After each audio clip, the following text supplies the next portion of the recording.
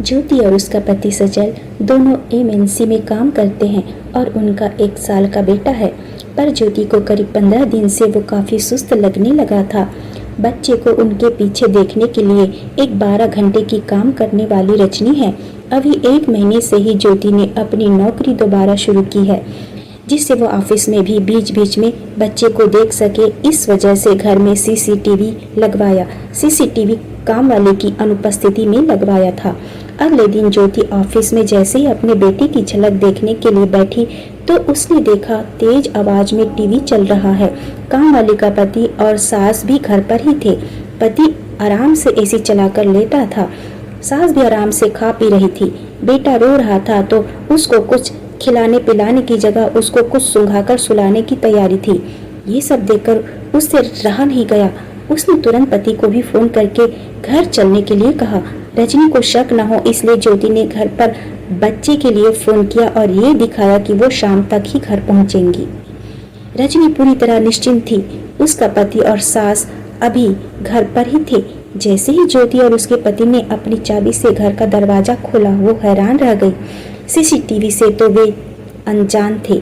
रजनी ने झूठ बोलने की पूरी कोशिश की और कहा उसके सास और पति को कुछ काम था इसलिए वो आए हैं।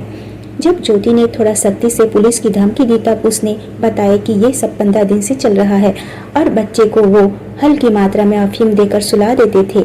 ये सब सुनकर ज्योति के तो पैरों तले जमीन खिसक गई। उसने रजनी और उसके घर वालों को धक्के देकर निकाल दिया। अब ज्योति बहुत देर तक अपने बेटे को सीने से लगाकर फफक कर रो रही थी। आज वो अपनी सास को अपने साथ न रखकर गांव भेजने के निर्णय पर आठ आंसू रो रही थी। उसको याद आ रहा था कैसे उसके बेटे के पैदा होने से कुछ समय पहले आकर उसकी सास ने सब संभाल लिया था, पर ज्योति को तो उनका कुछ भी कहना सुनना अपने ऊपर नियंत्रण लगता था। तभी तो बेटे के 6 महीने होते होते उसने बच्चे को रखने वाली काम वाली को ढूंढना शुरू कर दिया था। आज उसे पता चल रहा था कि एक बच्चा अपने दादा दादी के साथ जितना सुरक्षित है उतना किसी के साथ नहीं। सजल ने भी उसको बहुत समझाया था पर उसने एक ना सुनी थी। बेटे के लिए ज्योति ने नौकरी छोड़ने का फैसला लिया क्योंकि अब सास को वापस बुलाने की हिम्मत नहीं हो रही थी। पर सजल ने चुपचाप उन्हें सब कुछ फोन पर बता दिया था।